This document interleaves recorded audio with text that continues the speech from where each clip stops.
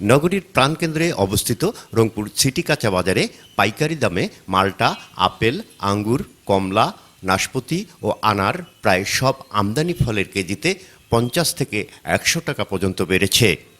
খুচরা বাজারে এই বাড়তি চাপ আরও বেশি। সপ্তাহের ব্যবধানে কোনো ফলের কেজিতে দাম বেড়েছে 150 টাকা পর্যন্ত।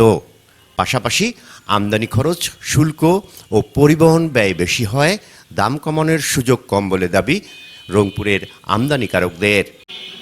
এই যে রমজান মাসে আমরা সবাইকে সুলভ মূল্যে খাওয়াতে চাই, কিন্তু এখন ফলে আমদানি কম, গরমের কারণে ফল রংপুরে আস্তে আস্তে চট্টগ্রাম থেকে রংপুর পর্যন্ত আস্তে আস্তে এমন সময় 50%, 20% ফল নষ্ট হয়ে যায়। এই কারণে দাম বাড়তি হয়।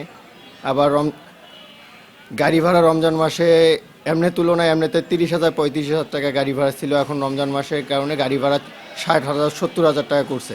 পরিবহন ভাড়া ও শ্রমিক খরচ ছাড়াও পাইকারি বাজারে কিনতে হয় ফল বেশি দামে।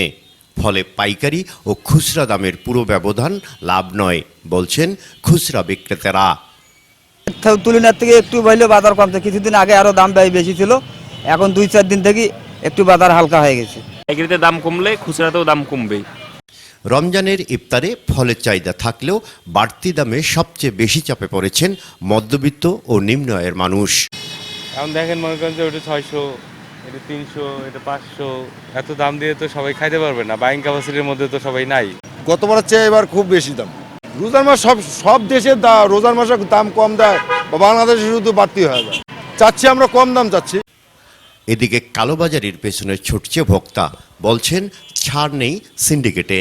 তদারকি করছেন রংপুরের বাজারে বাজারে।